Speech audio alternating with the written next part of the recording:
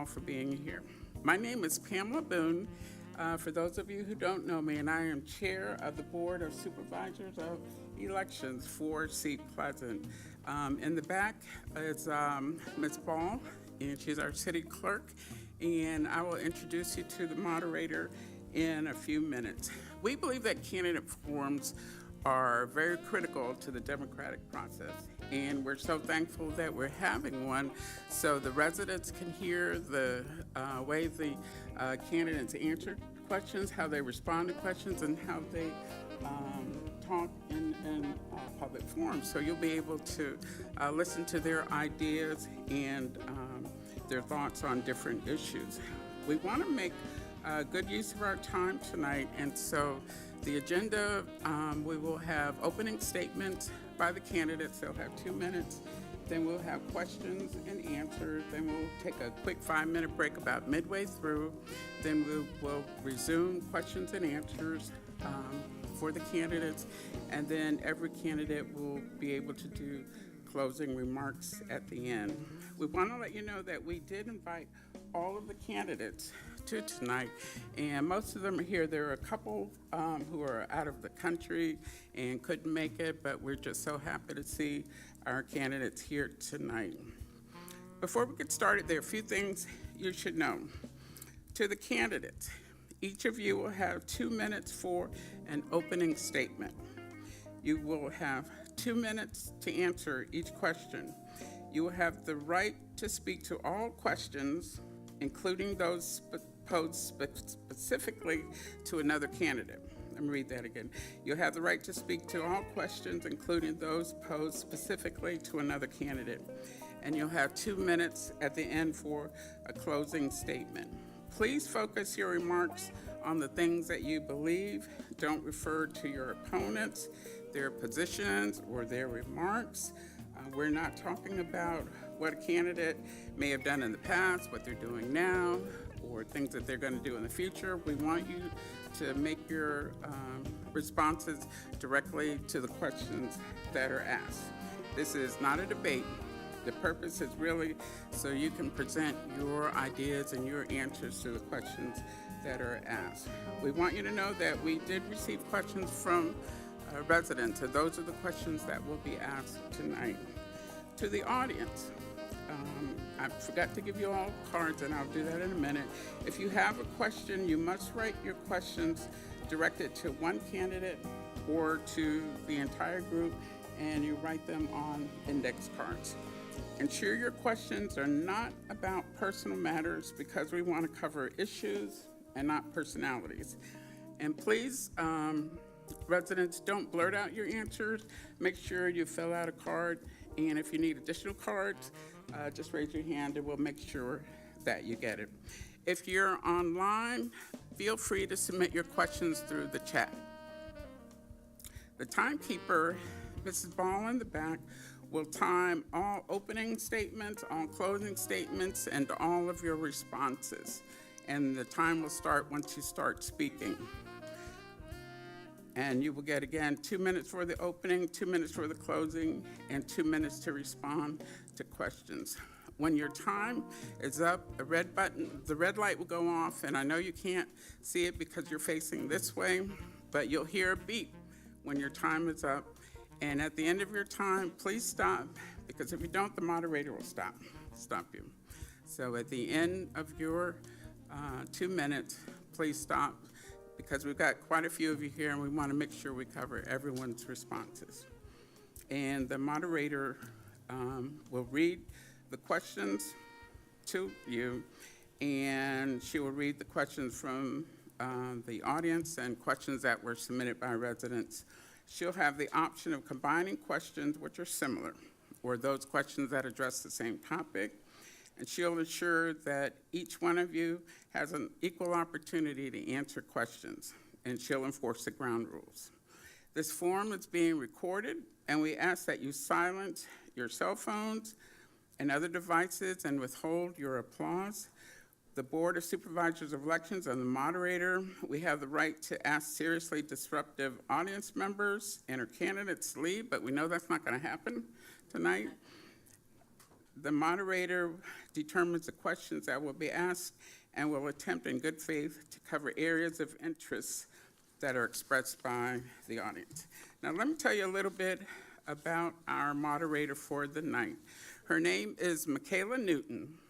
Michaela Newton has worked in the industry as a journalist for a number of years, working for companies such as CTV News, Nexstar Media Group, CNN, and HLN. She currently works as a freelance anchor for CTV News in Prince George's County. She's also a freelance host. Michaela graduated from Georgia State University, where she received a BA in broadcast journalism with a minor in Spanish. She is a member of the fabulous Alpha Kappa Alpha Sorority Incorporated, as well as a member of the National Association of Black Journalists. I introduce you and present to you our moderator for the night, Michaela Newton.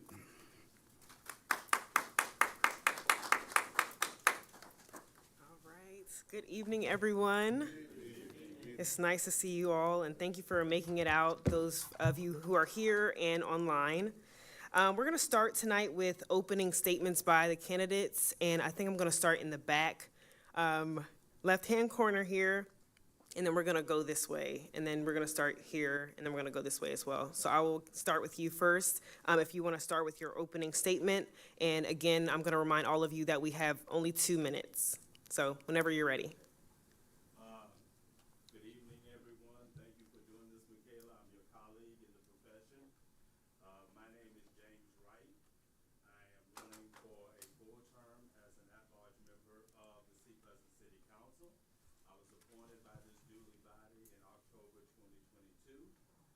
The purpose of me serving on the council is to serve you.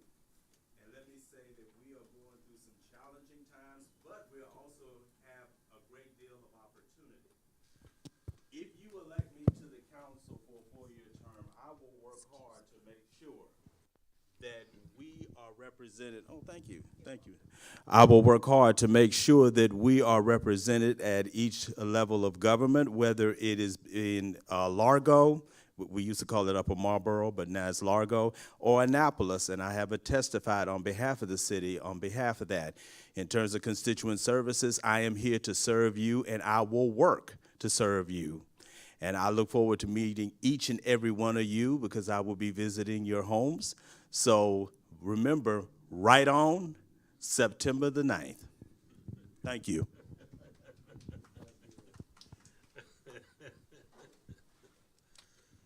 Good evening, everyone. My name is Gerald Ricardo Reyna, Sr. I am seeking to be reelected for the seat of Council Member Ward 4. I'm doing the math, 50 plus years, I guess close to 60 years, resident of Seat Pleasant. I was in Seat Pleasant before everybody knew the whole area of Seat Pleasant. I'm here to be a spokesperson, a representative for the people. My job is not to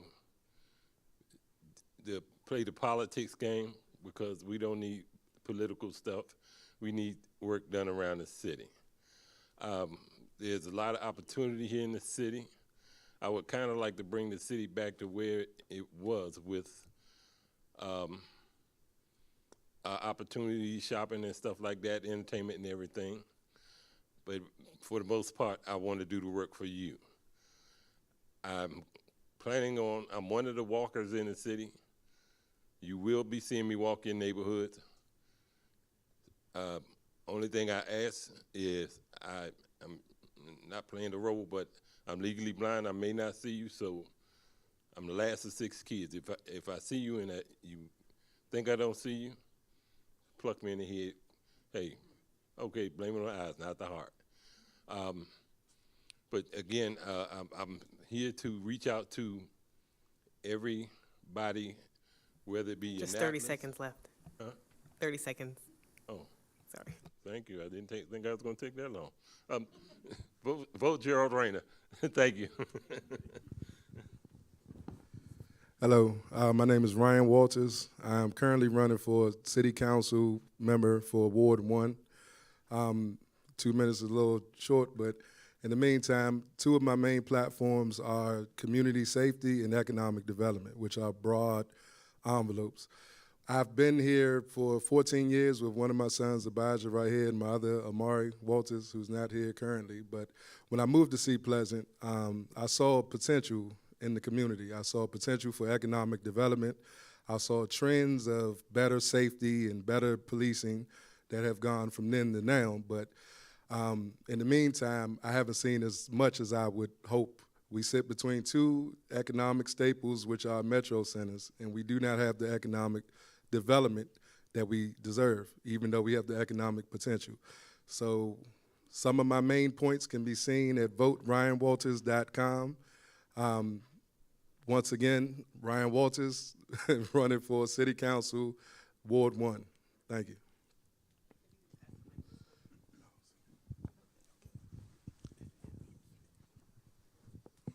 Good evening. I'm Councilwoman Monica Higgs. I'm currently serving as your Ward 1 representative.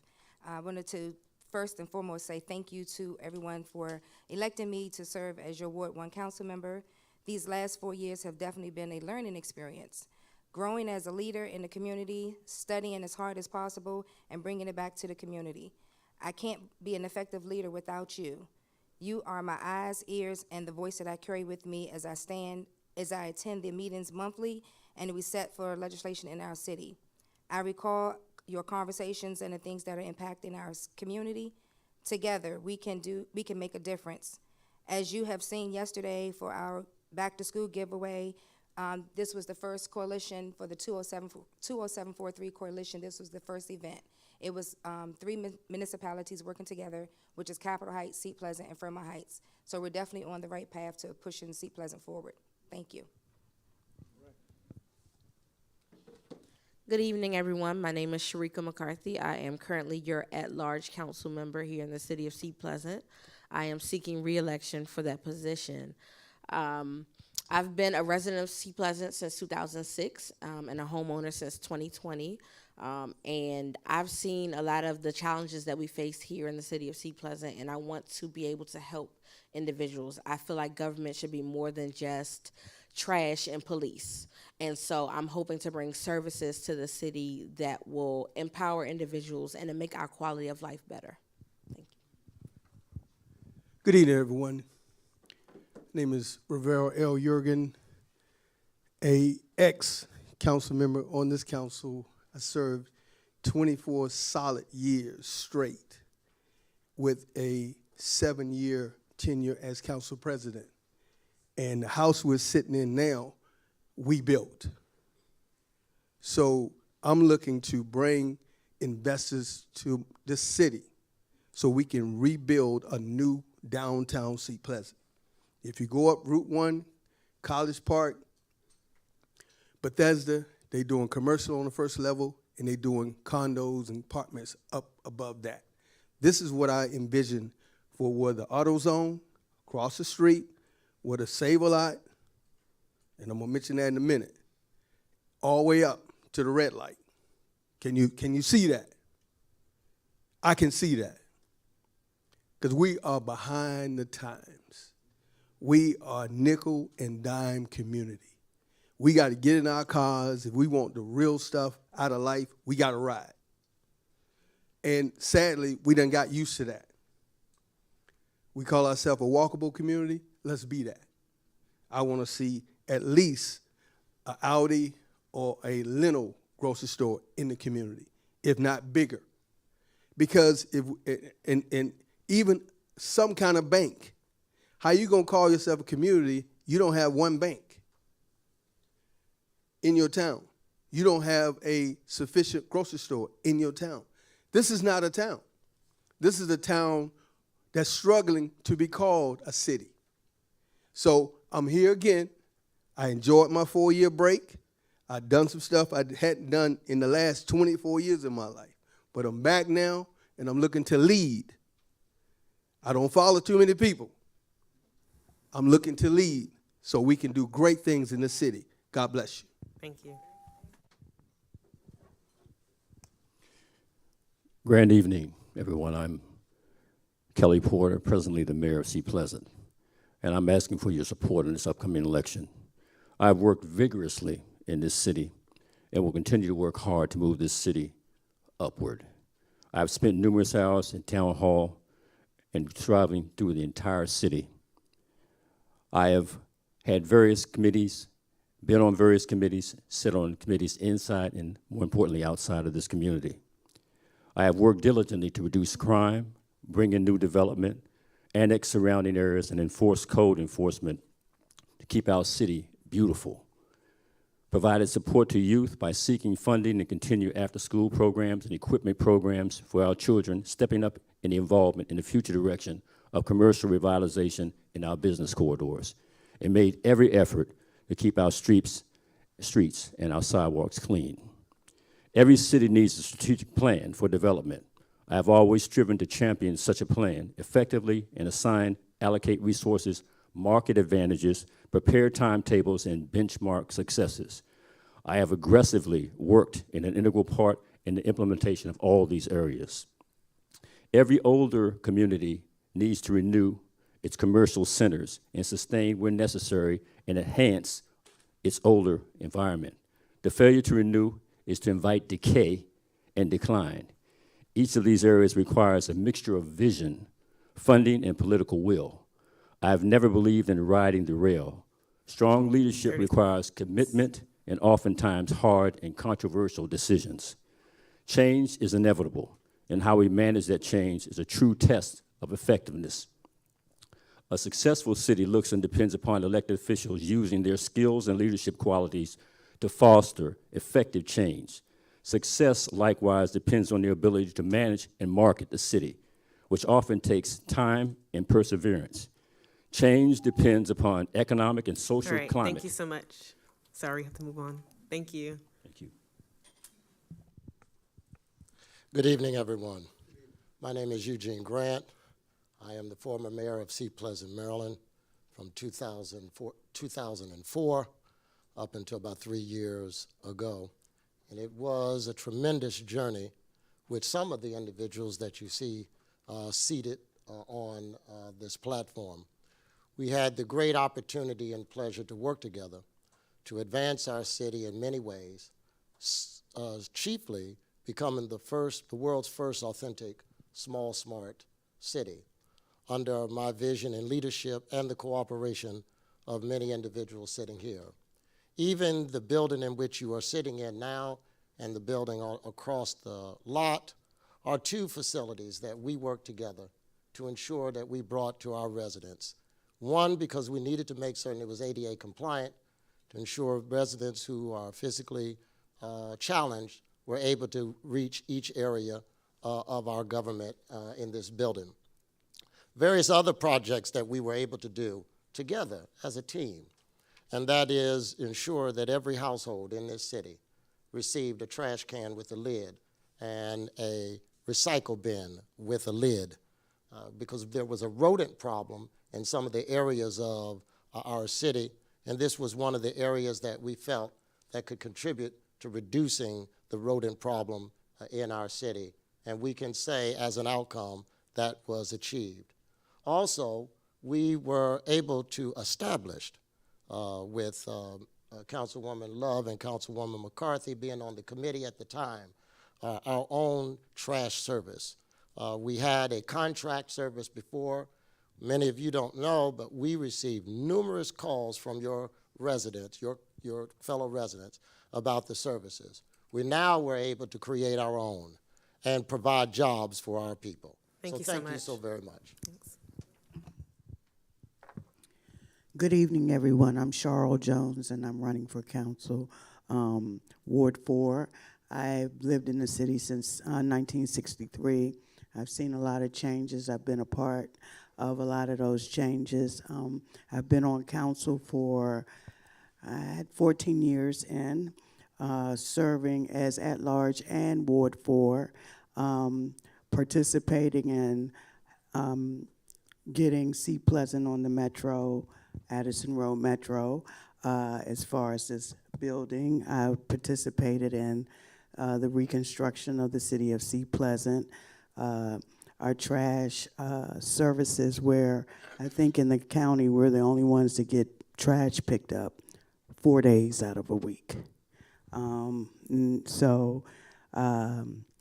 Also, I would like to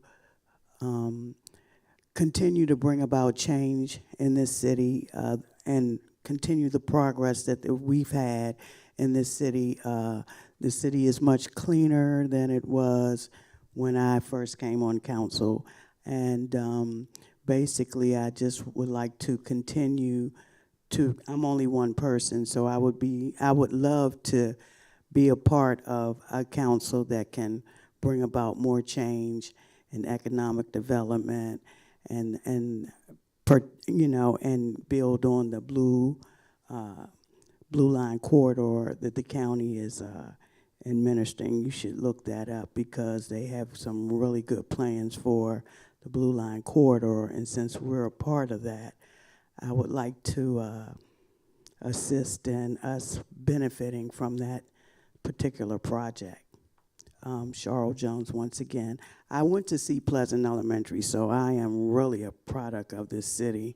I graduated from there, so. Thank you so much. Thank you. All right, good day, everyone.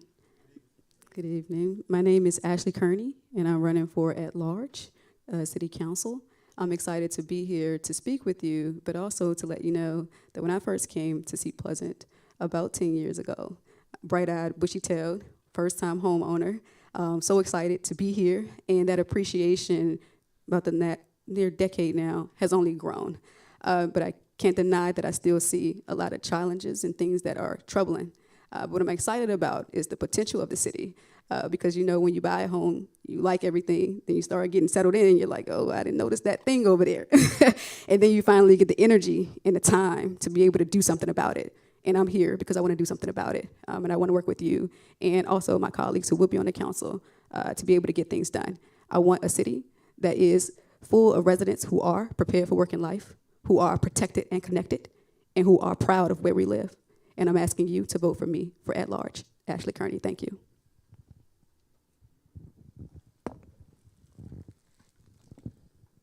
Good evening, everyone. My name is Hope Love, and I've been in office as a Ward 2 council member since 2017. And I plan to continue the journey that I started in 17.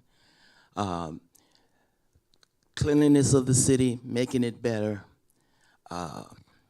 transparency so that the government knows, so that the people knows what is happening in the government. Making yourself available to your residents. I do that by having ward meetings. I have several. I do subjects that apply to a lot of the folks that's already here. Tax events and things that just enlighten them to things that they didn't know. I know the city can be better, and I'm asking for your vote for re-election on September the 9th for Ward 2. Thank you.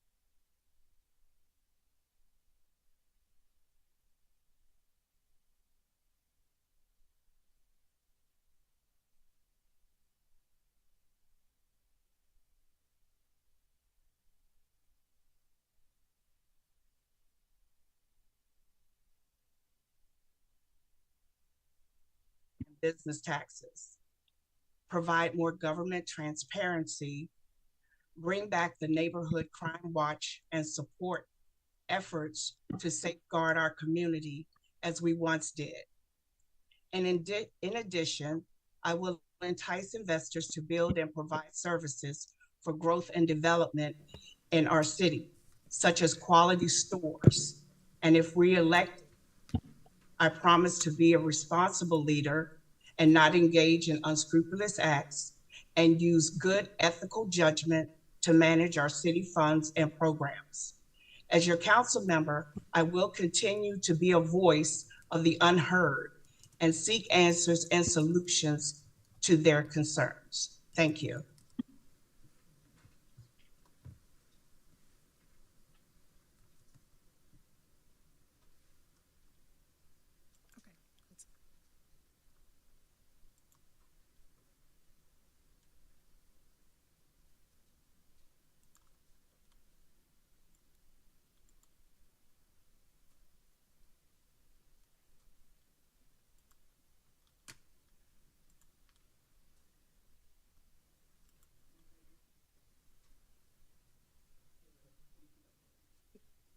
Thank you, everyone, for your opening statements. I really appreciate it.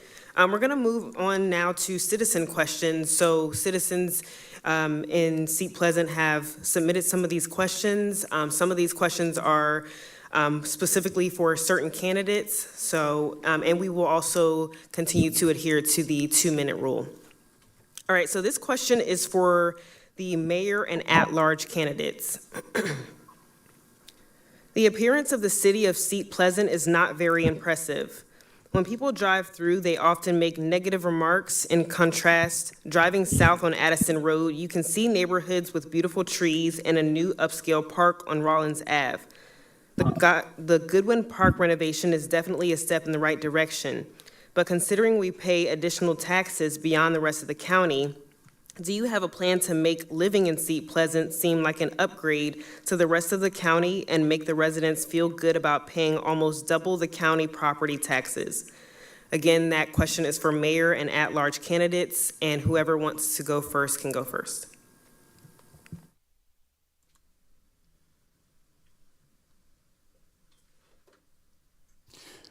I think that when you ask them a question like that, this city has really been striving to make sure that our streets are taken care of properly. We have a very productive code enforcement staff now, along with our EJD, which is making sure that our streets are clean. So much so that even surrounding communities now have actually come and called the mayor's office to talk about wanting to speak with us to be a part of what we're actually doing, because they see people out there doing the work. Of course, there's always improvements that can be made to any particular community and so forth, and we're striving to do that as a collective unit. But I think when you look at us in comparison to some, okay, we're striving to do the best that we can to make sure that we've improved our streets. So what we're doing is we can try to do a little bit more effective job to try to meet those things, but we need the help of each and every person in the community to make sure that we're doing the right thing, and we're touching upon things that are necessary. I would like to say that when it comes down to your tax dollars are being spent properly, okay? And we're working on it to make sure that we can do everything possible to make sure that you're proud of this city, the beautification from all areas. We're not perfect, but we're also striving to do each and every day a little bit better to make sure that you're all happy. And that direction is only moving forward. As again, I said, people are asking to be an integral part of Seat Pleasant because of what we are doing and how we've been doing things in the last several years.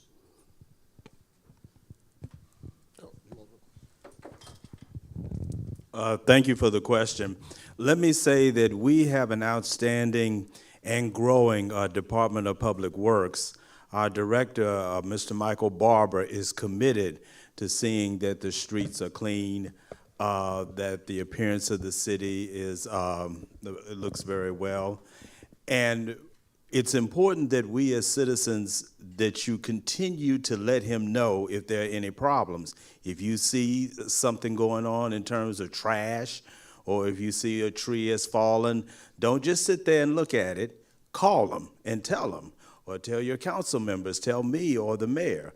let people know, let us know, so we can continue to work together to make this a very beautiful city, which, by the way, it really is topography-wise. So we should continue to work on that.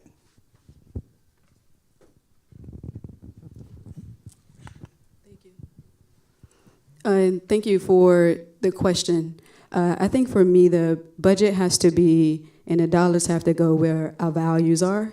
And although we do have situations where we have beautification projects happening in some spaces, whether it be by the residents or whether it be by the city, they are infrequent in some cases, which is why I'm running at large, because I want to see what's happening at the Vasquez property happening in every part of the ward. When you go up at the top of the hill from 70th, there are residents who just moved in, been here for 2 years, and they complain about that corner where the trees are coming over, but not knowing, is that part of Seat Pleasant or is it not, in our area? So one, making folks aware of what's happening, but not doing just saying like, I have the trash cans, but what's the next level? What's the coordinated plan to ensure that we have beautification long term? And in terms of the budget, I want to make sure that even when we look at roles and responsibilities of the people that we hire, those roles and responsibilities also include the areas that we want to improve in our city. And so for me,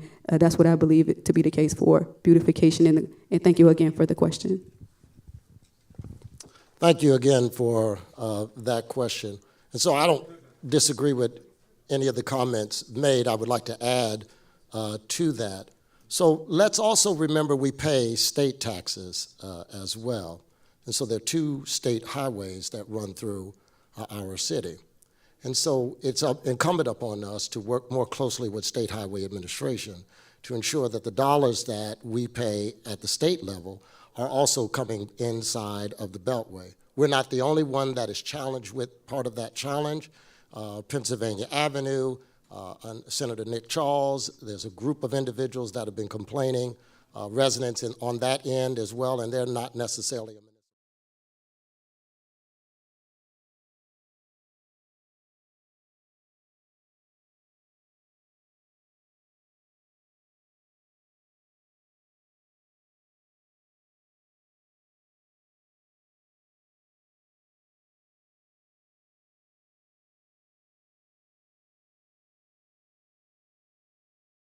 into the city of Seat Pleasant. So it's a matter of leadership. It's a matter of cooperation with our state elected officials like Senator Benson and our state delegates, as well as our county officials as well, to bring some of those resources in that we can work to improve the cleanliness and the tree canopy, et cetera, in the city of Seat Pleasant. Please forgive me, Mr. Carter. So as everybody was talking, I jotted down a few things that we have done and what we can do. And so 2 things that we have done, during my first term here as a council member, we changed the name of the Public Works Department to Environmental Justice to allow us to be able to go after grant dollars for more than just your average public works stuff, okay? And so we're able to go after grant dollars for maybe getting more trees in the community or being able to do beautification projects. Another thing, if you noticed, we're working on campaigns throughout the city. And so you guys have gotten paperwork on your door, maybe today, maybe yesterday, about code enforcement issues, what to do, what not to do. And so I have encouraged the staff to do a lot of campaigning where we're telling folks, don't litter. Or like you said, like Councilmember Wright said, see something, say something. Encouraging people to get involved, because we all live in different parts of the city. Some of us are only ward representatives, so they only are in their wards. As an at-large member, I'm able to drive the whole city, walk the city, and see what's going on. And so when I come up with those things, I'm instantly thinking, yes, we should do a campaign to let folks know and encourage folks, don't litter. Don't have a couch in front of your yard, things like that. And so I'm hoping that we can do more of those campaigns. I'm looking forward to hear from you guys whether or not you believe the information that we're putting out is working. Thank you. All right, thank you so much. Anyone else? Any other mayor or at-large candidates? Okay, perfect. This question is for the mayoral candidates. What is your strategy to improve the negative image of Seat Pleasant that has recently plagued our city?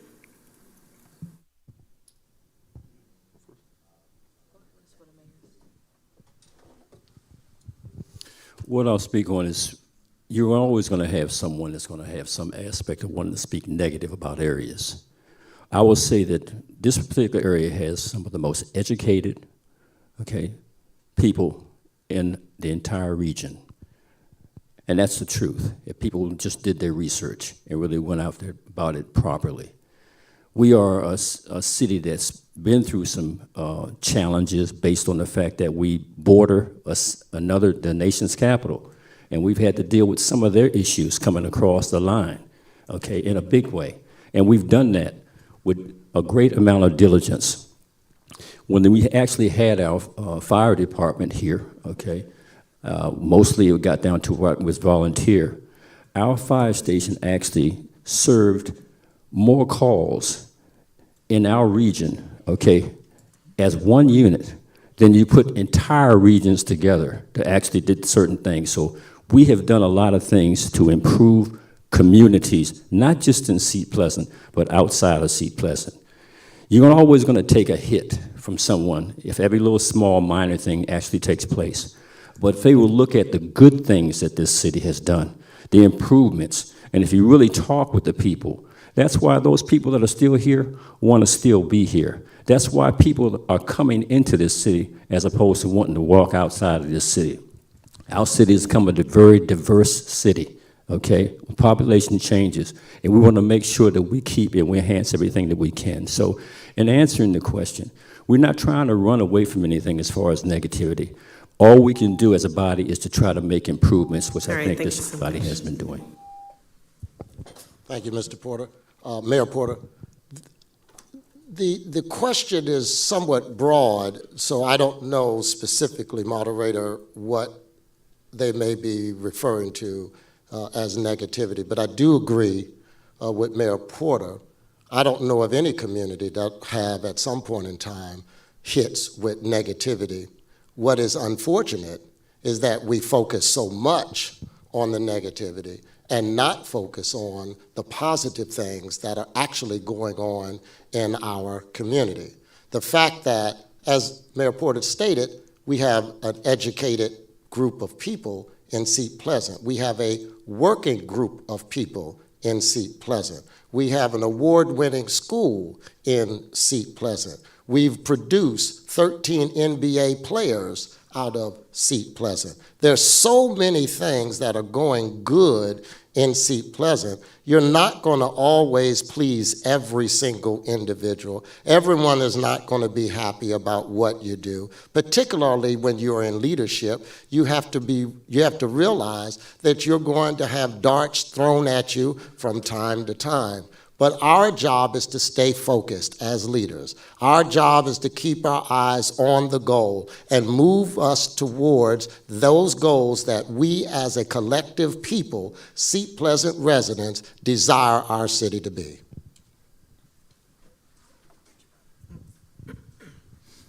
Still, this question is for both of the mayoral candidates. Please provide your views on term limits for the office of mayor.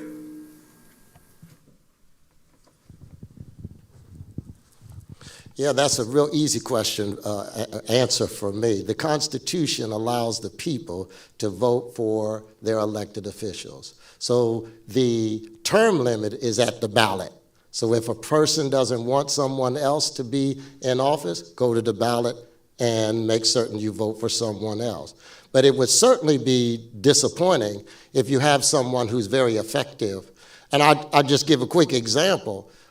He may not have been perfect, but Wayne Curry did an extraordinary job as county executive in this county and was moving this county in tremendous ways, a lot of credit that he does not receive. However, because it was limited by Constitution that we couldn't elect him any longer, we were no longer able to benefit as a result of his leadership. So in terms of term limit, the people sitting in this audience, are the persons who determine the limits of people that represent them in public office. I would agree. You're limited by the people. As far as your term is concerned, they can term you out, okay? Certainly we've had folks that have been in government for a long period of time, but if they've been effective, why shouldn't they stay? When you talk about, we're going to talk about term limits, one maybe should step out of the local realm and start to go a little higher up, okay, into those realms where people have been there and they haven't shown that they've done everything that they need to do for the people. That's why there's a certain element of economic turmoil at the top level, okay?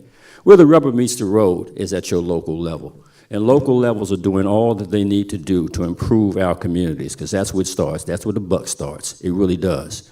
So term limits, the people determine the term that you should be in here. Just like you have people here that are out here now because they want to make a decision as to what they want to do.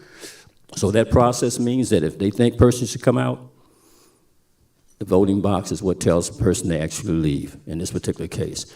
There are some things that need to be worked on, though, when you talk about people being in government, and there's a process, okay? And again, that comes from the citizens. It's what you want. It's not altogether what, when you get into the political realm, what we want. It's what you want, and you should be the ones that go about that and make that determination. And you can hold on to the mic. This is the last question for both of you all. Yeah. The last question, yes.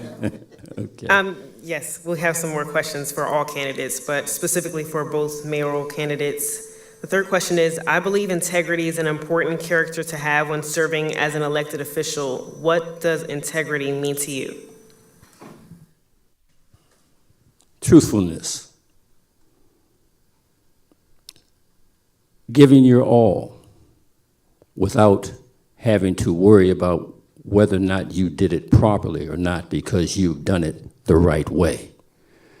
Making sure that when you lay down at night, you can sleep and you can rest because you don't have to worry about a lot of different things coming back at you. You can be your own worst enemy. Integrity, it's about conviction.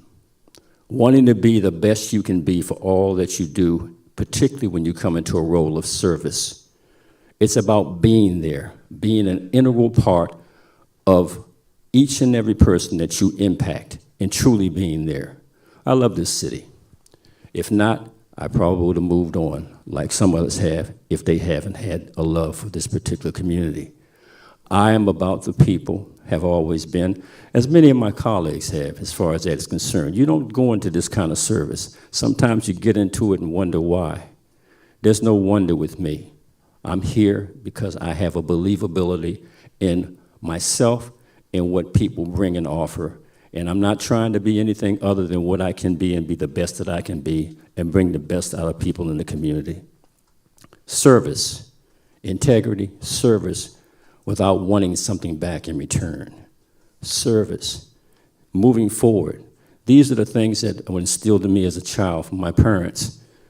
To bring about unity in this community is a blessing to each and every one of us. So, okay.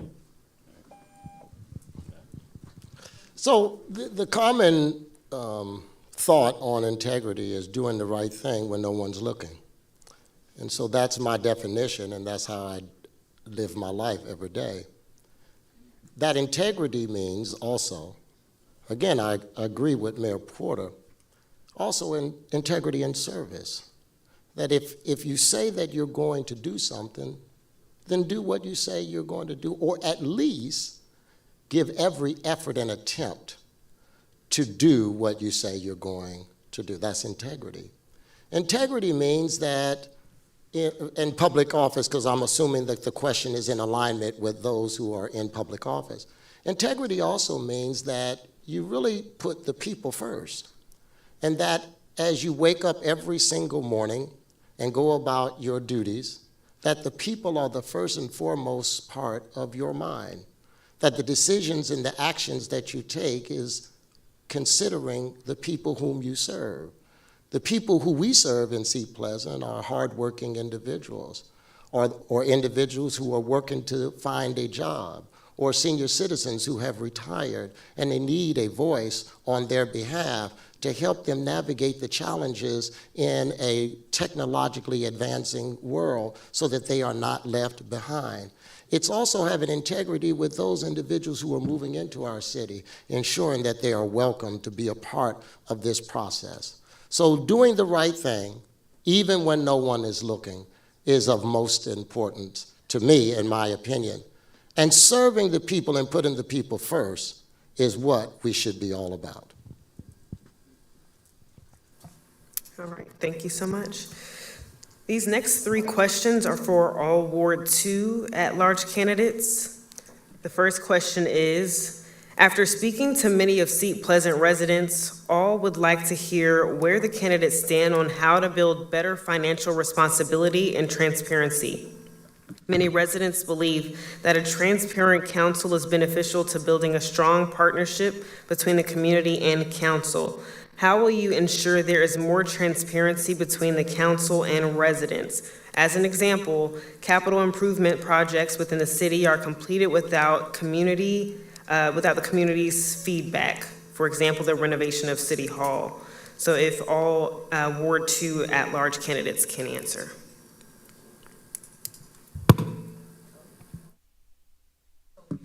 At large. All Ward 2 and at-large candidates? Right. Okay. So what I'll say is about transparency. The text message and the phone call that most of you guys got today reminding you about the candidate forum, this current council, myself included, made sure that happened.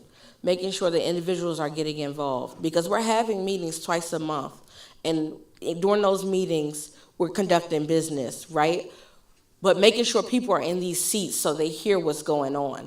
When I make decisions on the council, I talk to at least 2 or 3 residents before I'm making those decisions. When the agenda comes out, I go back and I say, hey, this is on the agenda. What do you feel about it? Before I come up here and I make a decision. And so that's the first way that I'm making sure that we're being transparent in government.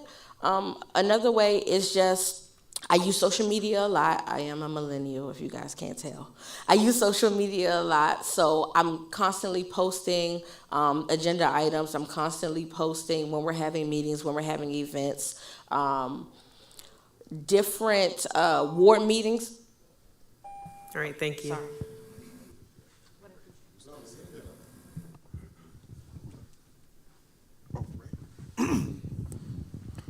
Thank you very much. I echo what my colleague, Councilmember McCarthy said in aspects in terms of transparency. You know, when I hear that word transparency, I kind of snicker a bit because a lot of times the people who are always complaining about lack of transparency are people who are not keeping up with what's going on in the government. It is our obligation as citizens and as elected officials to make sure we are up to date on what's going on with our government. This is your tax dollars. So if we're doing something with this city hall or the Environmental Justice Department or one of my pet projects, getting a brand new police station, we should be engaged in that. That's how you meet transparency.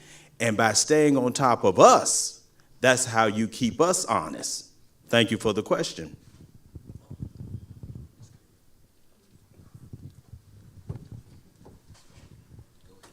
Thank you. Okay. I really like this question because when I was teaching at a high school that actually neighbors this area, one of the most effective things at getting young people involved who otherwise might not have had the knowledge of what was going on, but also the wherewithal of how to get engaged, they had budget forums. And I was like, I'm looking for a budget forum here. Like when the budget is happening, how do I tell you what my priorities are? How do I know what themes are coming out? How do I know after the budget is set what's being done on it and transparency making sure that we're in the newsletter saying, hey, this is the thing that came out, and hey, here's where we are on that thing. So one, getting people involved by having more events, meeting them where they are, not putting the burden on them and assuming a skill that they don't have. Those are things that I care about. Also, when we think about budget, making it plain and simple, just the way that we organize it or where we put it on the website or the way that we talk about it, the terms that we use, that's very important. But also, we can use our current platforms in the way that we engage with people, but also knocking on doors is pretty effective. I've never seen so many signs in the past year until like what's happening right now. So I would say we know what to do and people can do it. And there's a lot that I've seen folks do. I've gone to events, but I notice sometimes that when you invite folks in, stickers are already there. And I wonder, well, if I put my sticker there, does it matter or did you already create that plan? So I would like to build trust with the community so that you know when you ask for something and you see a budget, it's because your voice is present in those dollars. Thank you. Thank you. That's a good question. It was brought to my attention that the people in Ward 2 and all over the city really did not understand their taxes and why they technically were paying more money and why. And they thought that Seat Pleasant was raising the rate. We weren't. The rate's been the same since 2005, 0.58 to $1. So when your property value goes up, yeah, that's when the amount goes up. Well, I had several people to reach out to me. Ms. Love, what's happening? What's happening? I try to unite, blend, and connect with the folks in my ward. I always have. So I had an event, and I had to make it a citywide event because there were people in other wards that didn't know. So I think that transparency is very important. You want to know where your money is. I yield. Okay.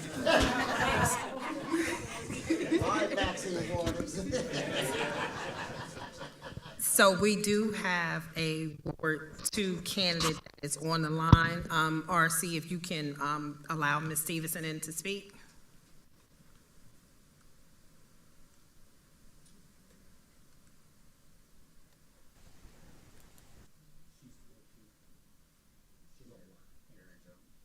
No, not Aretha Stevenson, RC. You have Gary on the screen.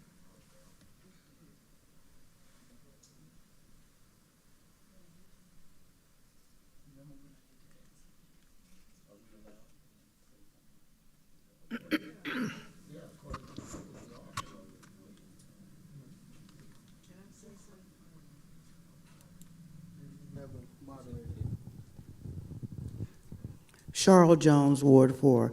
I think people need to understand when you buy property, you want your property to grow and appreciate. And that, just like if you get a raise, guarantee you're going to end up paying more taxes. So it goes with the territory.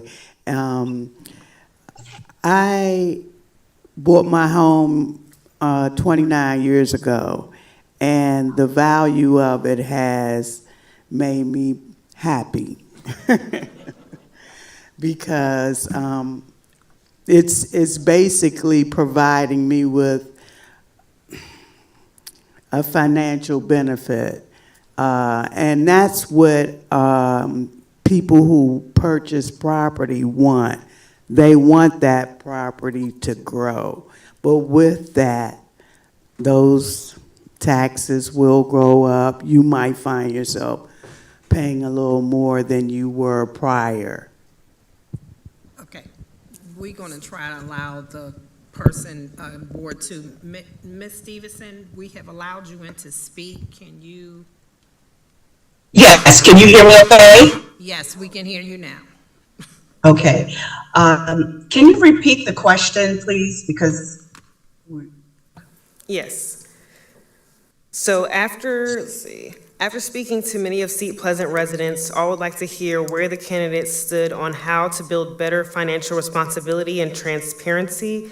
Many residents believe that a transparent council is beneficial to building a strong partnership between the community and council. So how will you ensure that there is more transparency between the council and residents? Thank you. I would like to say for transparency, one of the problems that has deeply concerned me in Seat Pleasant is our newsletter going out months later after the events have happened. I would say that if we can do something about our events coordination and provide information before events happen, I think that would give us a little more leverage on transparency. It's very disheartening to get a date of some events that have happened later on that you really wanted to attend. So as far as transparency, if our information goes out correctly, then our residents will more likely have more engagement with those events and feel a little more comfortable about what the city is providing. And also with transparency of government, if we could get out information when people ask for it and provide that within a sufficient amount of time, you know, that would be helpful too. So me as a council member, I would ensure that information gets out in the hands of the residents when they ask for it immediately if possible. I know we can't accommodate everyone, but you know, for some people, if it's not too, you know, much of a hardship on the city, we could get information out to them and let them feel comfortable with coming to their council members and leaders to ask questions as well. And I hope that we can have a round table event where people can just, you know, give some of their concerns and we can kind of do a mindset of how things can work and explain those to people. Everything doesn't have to be, I think, in a setting. Ms. Stevenson, your time is up. You have 2 minutes to respond to each question. I think I covered everything. If I didn't, I apologize. No problem. Okay. Well, that question was only for Ward 2 And at large. Yep. But the rule did say that we could, according to what this rule said, that the candidate wanted to respond, we could, according to the rule. Is that true, Ms. Faulkner? So then I think we should be allowed. Okay, go ahead. It's brief, and in reference to what was brought out about the tax issue, there was an event that was put on by Councilwoman Love, and it was a thing I think was appreciated because it was well attended. And sometimes words have a lot of effect on how it affects the citizen. And I think when it said personal property taxes, that was felt to them was personal. Okay, okay. Personal property taxes have to do with businesses. Okay. Businesses, okay? Yes, we did increase the tax arrangements on businesses, but we also lowered them, and it would be an attempt of lowering them as time goes on. But things were necessary to happen at that particular time so that we could provide the services, public safety, and the other public works services that our citizens wanted. So it's just a clarification aspect on that with reference to personal property taxes. And I think that was brought out in there, and we brought an expert in to explain that to folks. So that's what's important. Transparency also is a big thing and so forth. But then again, we know that COVID and some other things prohibited a lot of people from wanting to come outside their houses, okay? But now with technology, along with Councilmember McCarthy, was actually bringing a technological aspect of it. The former mayor did bring some things in the technology, as we did as a collective group, to make sure that all parties kind of get a full understanding of how to operate even those cell phones, okay, so that they can get involved in the technical aspects of what we have and be able to go out on those websites, understand what those particular QR codes means and things of that nature. So we are enhancing programs in that area too, to help in the aspect of transparency. Good evening once again. Okay, thank you. Speaking on the subject at hand, we are in a unique position.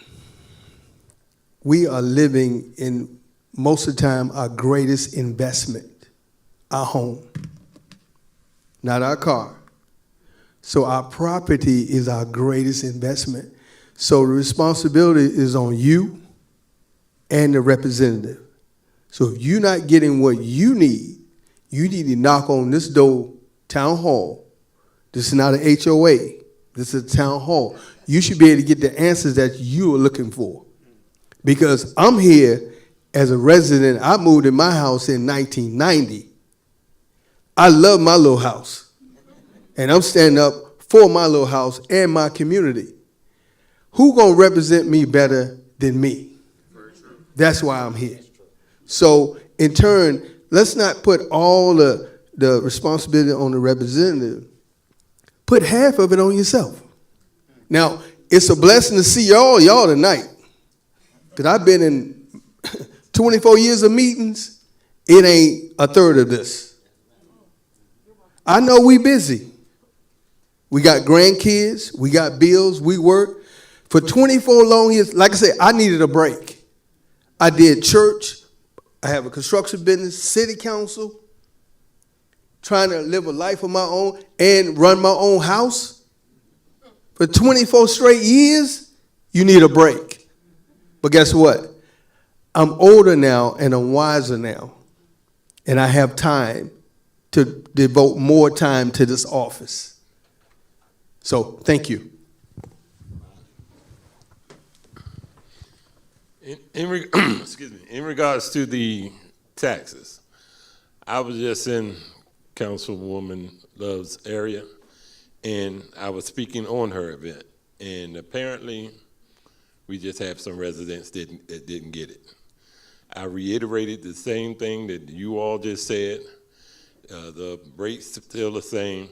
Your values have gone up, in which you should have clapped your hands because, like Mrs. Jones just said, that's your investment. You know, so the tax is going to go up whenever your property gets better. As far as transparency, like Ms. McCarthy said, especially in the past few months, the text them all, call them all. Like Mr. Jurgen said, look at the room. Also, we do mailers when we have our budget hearings and other situations that are going on. We're sending out mailings. You know, it's just up to us as residents. I'm not going to say you. It's up to us as residents. Read our mail, pay attention to our phones, and try to make a way up here. Thank you much. So forgive me for sitting down, but I want to share this with you all because I think it's important as we keep talking about taxes, because a lot of people really just don't understand taxes. And then you condemn your city council and mayor with limited information. So 2005 was the last time that taxes were raised on residents. It has not been raised since that time, 2005. So you're at 0.58. Property values have definitely gone up, as everyone has said. If you're investing in something, you want to see a return on the investment. But 4 years ago when I ran, this is what I wanted to share with the residents. So these numbers are 4 years ago that I'm about to tell you, 4 years ago. So just know there may be a slight variation now, but this is 4 years ago. In terms of the residents, the median property tax bill in Seat Pleasant was $2,878. How many pay more than $2,887? Was 57% of the population. How many paid less than that was 43%. Now listen next. Here's the businesses. The median property tax bill for businesses, you ready? $1,392. How many paid more than that? Only 37%. How many paid less than that? 63%. The average tax bill for our businesses was $812.15. Now, how many of you all pay more than $812 for taxes? All right, thank you so much. And thank you, everyone. You have a response? How you doing, Ryan Walters? I just wanted to make a note. There's something called the Maryland Homestead Tax Credit that prevents your property tax from being raised more than, in our area, I believe, 3%. So if you have not applied for the Maryland Homestead Tax Credit, you should, because it prevents them from going up on your taxes, but beyond 3%. That's all. All right, we will have time for all candidates to answer more questions, but we do want to take a quick break, a 5-minute break. So if you need to use the bathrooms are out the door to my right, and we will resume at about 7:11.